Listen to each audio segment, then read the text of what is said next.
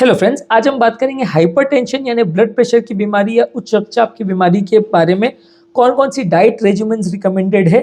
हमने already hypertension से related क्या क्या चीज़ें खानी चाहिए क्या नहीं उस पर ऑलरेडी वीडियोस किए हैं। मेडिटेरियन डाइट पर भी हमने वीडियो किया है। आज अलग अलग तरह की कौन से डाइटरी रेजिमेंट्स हाइपरटेंशन पेशेंट्स के लिए रिकमेंडेड है उस बारे में बात करेंगे, ताकि आपको एक ही जगह पे सारे तरह के जो रेजिमेंट्स हैं हाइपरटेंशन पेशेंट्स के लिए उसके बारे में थोड़ा एक ब्रीफ समरी मिल जाए। सारे डाइट्स को बहुत डिटेल में डिस्कस नहीं करेंगे, पर थोड़ा ब्रीफ डिस्कशन उस पर करेंगे। जो लोग हमारे चैनल पे नए हैं उन्हें रिक्वेस्ट करूंगा कि चैनल को सब्सक्राइब करें। ऐसा करने से चैनल को कंटिन्यू करने के लिए हमें मोटिवेशन और इंस्पिरेशन मिलती है। जब भी हम कोई नया कंटेंट अपलोड करते हैं तो उसका नोटिफिकेशन आपको मिल जाता है।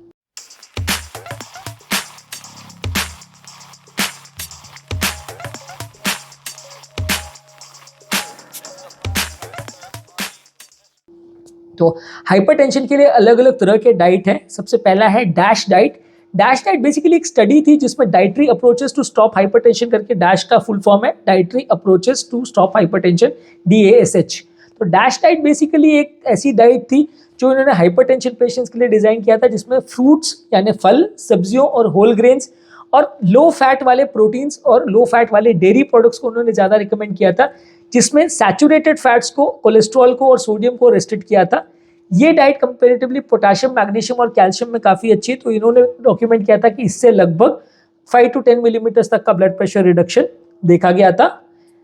नेक्स्ट इंपॉर्टेंट डाइट है मेडिटेरेनियन डाइट। मेडिटेरेनियन यानी वेस्टर्न पार्ट ऑफ एशिया में एक मेडिटेरेनियन सी है, उसके पास का जो एरिया है वहाँ पे ये डाइट प्रॉपर फॉलो होती है। वहाँ के लोगों का ट्रेडिशनल फूड है जिसमें फिशेस वगैरह बेस्ड डाइट ज़्यादा होती है। इसमें लोगों को फ्रूट्स ज़्यादा दिए जाते हैं, वेजिटेबल ज़्यादा दिए जाते हैं, होल ग्रेन्स यानी साबुत ग्रेन्स, अनप्रोसेस्ड ग्रेन दिए जाते हैं, नट्स ज़्यादा दिए जाते हैं, लेग्यूम प्रोडक्ट्स ज़्यादा होते हैं, ऑलिव ऑयल वो लोग ज़्यादा यूज़ करते हैं। ऑलिव ऑयल के लिए ऑलरेडी काफ़ी डेटा है कि जो सजेस्ट करता है कि वो बाकी ऑयल्स के कंपेरिजन में BP, शुगर और ये सब चीज़ों में काफ़ी मदद करता है, एंटीबॉडी के इन्फ्लेमेशन को भी कम करता है। उन्होंने ऑल्सो ये भी यूज डाइट में उन्होंने फिश बेस्ड डाइट को ज़्यादा रखा था। पोल्ट्री, चिकन को भी, स्किनलेस पोल्ट्री या चिकन को भी यूज़ किया था, और डेयरी प्रोडक्ट्स में भी लो फैट डेयरी प्रोडक्ट्स को उन्होंने यूज़ किया था। इसमें रेड मीट को, शुगर को और प्रोसेस्ड फूड्स को रिस्ट्रिक्ट किया था। तो इसमें उन्होंने ये पाया था कि फाइबर कंटेंट बॉडी का अच्छा है, मिलता है, इससे एंटीऑक्सीडेंट्स अच्छे मिलते हैं, हेल्दी फैट्स अच्छे मिलते हैं और बॉडी का कोलेस्ट्रॉल लेवल्स कुछ हद तक कम होता है, ब्लड प्रेशर लेवल्स कुछ हद तक कम होता है। इसके अलावा लो सोडियम बेस्ड डाइट, ये अमेरिकन हार्ट एसोसिएशन ने रिकमेंड किया है कि कोई भी अगर आप डाइट ले रहे हो, किसी भी तरह का डाइटरी रेजिमेंट आप फॉलो कर रहे हो, तो उसमें आपको इस तरह से डिजाइन करना है अपना खुद का डाइट कि जिसमें आपका दिन भर में सोडियम इंटेक 2300 मिलीग्राम यानी 2.3 ग्राम यानी एक छोटा चम्मच से भी कम होना चाहिए। इसमें साग सब्जियों में मिलाया हुआ नमक और उसमें खाने में एक्स्ट्रा जो नमक लेते हैं सब कुछ इंक्लूडेड है।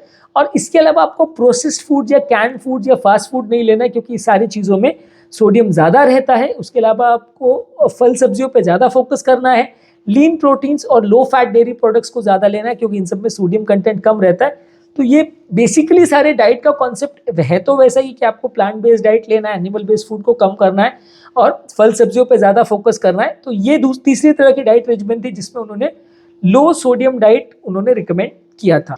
एक और डाइट है जिसमें उन्होंने वेजिटेरियन या वेगन डाइट रिकमेंड किया था। इसमें वेजिटेरियन डाइट में भी कंप्लीटली आपको नॉन वेजिटेरियन फूड्स बंद कर देना है, वेगन डाइट में आपको मिल्क रिलेटेड प्रोडक्ट्स भी बंद कर देना है। इसमें फ्रूट्स, वेजिटेबल ज़्यादा फोकस करना है, होल ग्रेन्स पे ज़्यादा फोकस करना है, लेग्यूम प्रोडक्ट ज़्यादा लेना है।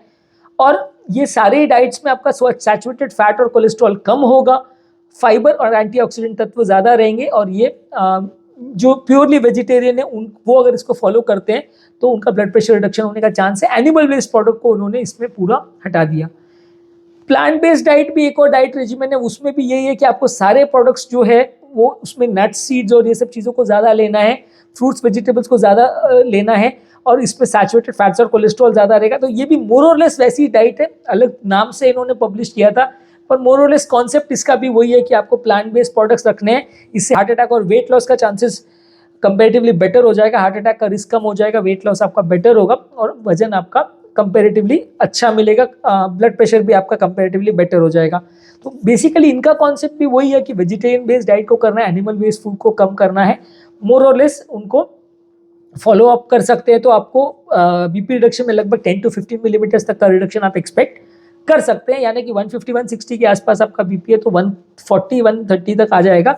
180 से 120 आ जाएगा ऐसा एक्सपेक्ट मत करिएगा, 10 to 15 मिलीमीटर तक का रिडक्शन आप एक्सपेक्ट कर सकते हैं। इसके अलावा वेट लॉस अगर आप कोई भी डाइट से करते हैं, आप इंटरमिटेंट फास्टिंग करते हैं या कोई भी तरह के रेजिमेंट से अगर आप वेट लॉस करते हैं, वजन को कम करते हैं, तो वो भी काफ़ी हेल्दी है, काफ़ी अच्छा माना जाता है तरीका बीपी को कम करने के लिए। अगर आपने सिग्निफिकेंट वेट लॉस किया, वजन को कम किया, तो डायबिटीज़ का, हार्ट का प्रॉब्लम और वजन कम करने के अलावा आपका ब्लड प्रेशर रिडक्शन में भी ये सिग्निफिकेंट प्रॉब्लम से सॉर्ट आउट होगी। तो कोई भी तरह का डाइट रेजिमेंट जो आप फॉलो कर रहे हैं, जो वेट लॉस डाइट जिसे बोलते हैं, वो अगर आप यूज़ करते हैं तो उसमें आपको बीपी में भी सिग्निफिकेंट बेनिफिट मिलेगा। तो अगर आपको हाइपरटेंशन का प्रॉब्लम है और वजन ज़्यादा है तो आप कोई भी तरह का कीटो बेस्ड डाइट है या कोई भी इस तरह का डाइट आप प्रेफर कर सकते हैं, इंटरमिटेंट फास्टिंग वाले डाइट्स, जिसमें आपका वजन तो साथ में कम होगा ही, बीपी में भी आपको सिग्निफिकेंट बेनिफिट मिलेगा। इसके अलावा नेक्स्ट इंपॉर्टेंट चीज़ है कि अल्कोहल को आप लिमिट करिए, अल्कोहल को सबसे कम रखिए, जितना आप कम अल्कोहल लेंगे उतना अच्छा है। कोई भी डाइटरी रेजिमेंट में अगर पोटाशियम बेस्ड फूड्स को आप ज़्यादा लें तो वो अगर किडनी का प्रॉब्लम नहीं है तो डेफिनेटली आपके लिए बेनिफिशियल है। इसमें केला, पालक, शकरकंद यानी स्वीट पोटैटो और एवोकाडोज हैं, इसमें पोटाशियम कंटेंट अच्छा रहता है, तो ये ब्लड प्रेशर को कुछ हद तक कम करता है। पर जिन लोगों को भी किडनी का प्रॉब्लम है उनके लिए डेंजरस हो सकता है, क्योंकि ज़्यादा पोटाशियम किडनी पेशेंट्स के लिए नुकसानदायक है। उनका इससे किडनी फेलियर वाले पेशेंट में अगर पोटाशियम ज़्यादा बढ़ जाए तो जान का खतरा भी हो सकता है। अल्कोहल के साथ आपको चाय कॉफ़ी को भी कम करना है। चाय कॉफ़ी में जो कैफीन होता है, खासकर स्ट्रॉन्ग कैफीन चाय या इस तरह का बेवरेजेस हम लेते हैं या एनर्जी ड्रिंक्स अगर लेते हैं तो उसमें भी आपको कंपेरेटिवली बीपी बढ़ जाता है, तो उसको भी आपको कम करना है। प्रोसेस्ड फूड्स आपको बने इतना कम रखना है, जितना नेचुरल फ्रूट्स और वेजिटेबल ज़्यादा ले उतना ज़्यादा अच्छा है।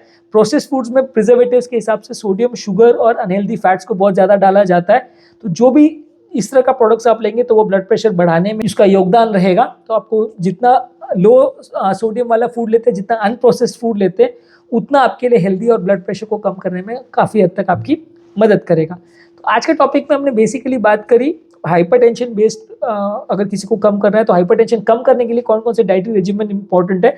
इसमें नाम के हिसाब से आपको जानना जरूरी है कि डैश डाइट है, मेडिटेरियन डाइट है, लो सोडियम डाइट है, वेगन या वेजिटेरियन डाइट है, प्लांट बेस्ड डाइट्स है और वेट लॉस डाइट है। और इसके अलावा कुछ जनरल रूल्स जो मैंने बात करी कि आपको कैफीन कम करना है, अल्कोहल कम करना है, पोटाशियम ज़्यादा लेना है, अनप्रोसेस्ड फूड्स लेना है, ये सारी चीज़ों को आपको फॉलो करना है। ये इंपॉर्टेंट रेजिमेंट्स है जो लोग फॉलो करते हैं ब्लड प्रेशर रिडक्शन के लिए। ज़्यादातर का बेसिक कॉन्सेप्ट सेम है कि वेजिटेरियन बेस्ड डाइट लेना है और बाकी नमक को कम करना, एक्सरसाइज करनी है और एनिमल फूड्स को कंपेरेटिवली कम करना है। अगर इसको एक जनरल कॉन्सेप्ट की तरह मान के चले तो मोटे तौर पे आप मान सकते हैं कि आपका ब्लड प्रेशर रिडक्शन एटलीस्ट 10% तक आप अचीव कर सकते हैं। बहुत सीवियर हाइपरटेंसिव पेशेंट्स के लिए ये उतना कारगर नहीं सिद्ध होगा, लेकिन आप मेडिसिन के साथ में अगर इसको करें तो डेफिनेटली फायदा होगा। अर्ली स्टेजेस ऑफ हाइपरटेंशन में जहाँ बीपी आपका जस्ट डिटेक्ट हुआ है, आप दवा नहीं लेना चाह रहे हैं, बहुत यंग पेशेंट है, तो वहाँ आप इसको यूज़ कर सकते हैं। तो आपको लंबे समय में ब्लड प्रेशर बहुत ज़्यादा नहीं बढ़ेगा, ऐसा आप उम्मीद कर सकते हैं। यदि इस टॉपिक को संबंधित आपकी कोई कमेंट्स, क्वेरी, सजेशन है, कोई और टॉपिक्स पर आप चाहते हैं वीडियोस बनाएं, कोई पेशेंट रिलेटेड क्वेरीज है, तो नीचे कमेंट सेक्शन में उनके बारे में बताइए, हम उन्हें कवर करने का प्रयास करेंगे। अंत में मैं डॉक्टर नवीन अग्रवाल तहे दिल से आपका शुक्रिया अदा करूँगा कि आपने इस टॉपिक को एंड तक देखा।